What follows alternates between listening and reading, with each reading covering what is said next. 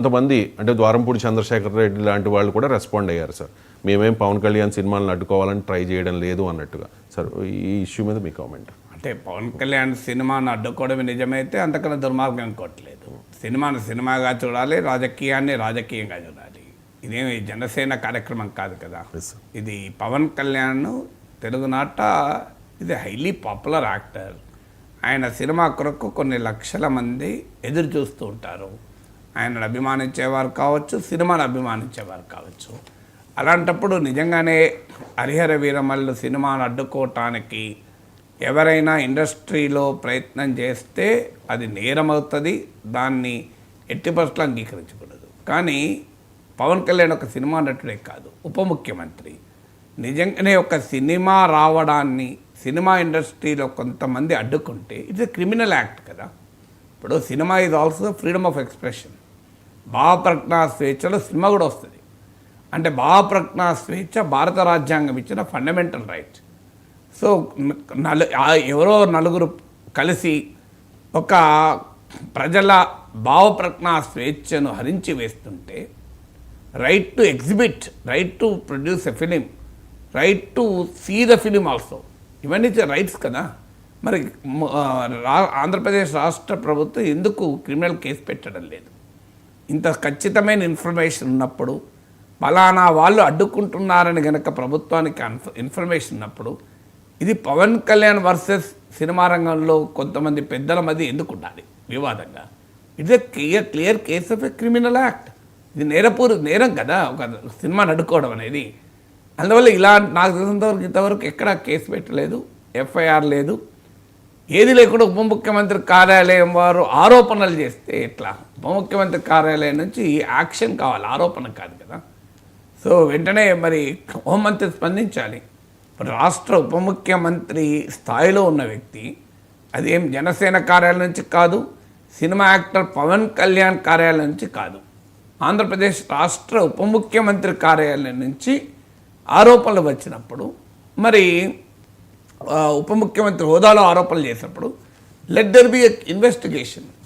మరి చంద్రబాబు నాయుడు ప్రభుత్వం విచారణకు ఆదేశించాలి. ఎందుకు ఆదేశించడం లేదు? సినిమా రంగంలో జరుగుతున్న ఈ మాఫియా ధోరణులు, ఇది మాఫియా కదా అడ్డుకోవడం అంటే. ఇప్పుడు పవన్ కళ్యాణ్ లాంటి స్థాయిలో ఉన్న హీరో సినిమాని అడ్డుకుంటే ఇక చిన్న సినిమాల గతి ఏంటి? ఇక సాధారణ సినిమాల గతి ఏంటి? ఇక మెసేజ్ ఓరియంటెడ్ సినిమాల కథ ఏంటి? లో బడ్జెట్ సినిమాల సంగతి ఏంటి? ఎవడు కాపాడాలి వీటిని? సో ఈ గుత్తాధిపత్యం అనేది ఇది మోనోపలీ చట్టాలు ఉంటాయి. ఈవెన్ ఇప్పుడు అమెరికా లాంటి కంట్రీస్లో కూడా గూగుల్ పైన కేసులు నడుస్తున్నాయి మోనోపలీ పైన, గుత్తాధిపత్యం ఉండకూడదని. మన దగ్గర కూడా గుత్తాధిపత్యాన్ని వ్యతిరేకించే కాంపిటీషన్ కమిషన్లు ఉన్నాయి. అందువల్ల గుత్తాధిపత్యమే నేరం అయితే అసలు ఇంకో సినిమాను అడ్డుకోవడం ఎంత పెద్ద నేరం? మరి నాకు నిజంగా అర్థం కాదు. ఆరోపణల స్థాయిలో ఎందుకు ఉంది? ఎందుకు హోంమంత్రి స్పందించి కేసు పెట్టడం లేదు? ఇది క్రిమినల్ యాక్ట్ కదా. ఎందుకు ఆంధ్రప్రదేశ్ రాష్ట్ర ప్రభుత్వం పవన్ కళ్యాణ్ సినిమాని అడ్డుకుంటున్న ప్రేక్షక పాత్ర ఎందుకు పోషిస్తోంది? ఆ నలుగురి పైన క్రిమినల్ ఇన్వెస్టిగేషన్ ఎందుకు ఆదేశించదు? దానిపైన చర్య ఎందుకు తీసుకోదు? ఇది మొదటిగా ఉండే క్వశ్చన్.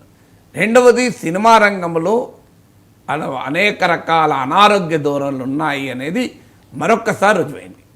సినిమా రంగంలో ఈ గుత్తాధిపత్యం ఉంది. థియేటర్ల విషయంలో కావచ్చు, సినిమా పరిశ్రమలోనే గుత్తాధిపత్యం ఉంది. మీకు సినిమా కొన్ని కుటుంబాల చేతిలో ఎలాగైతే రాజకీయాలు కుటుంబ రాజకీయాలుగా మారాయో, సినిమాలు కూడా సినిమా పరిశ్రమ గల కొన్ని కుటుంబాల చేతిలో ఉండిపోతుంది.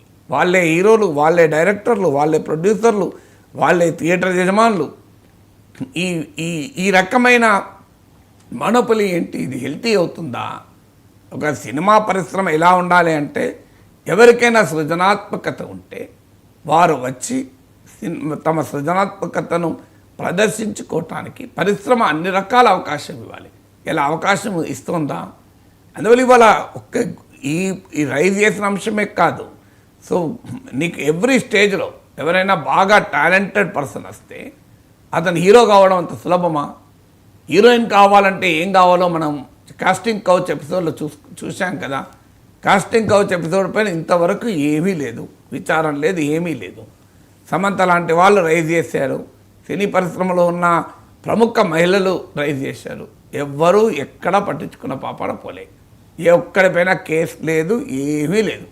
అక్కడ హేమా కమిటీ రిపోర్టు వచ్చిన తర్వాత కేరళలో దేశమంతా చర్చ జరిగింది. కానీ ఏ సినిమా పరిశ్రమకు చెందిన పెద్ద మనిషి పైన యాక్షన్ అయింది? తర్వాత డ్రగ్స్ పైన సినిమా పరిశ్రమ ఉందని ఎవరిపైన ఏ చర్య అయింది? అంటే మేము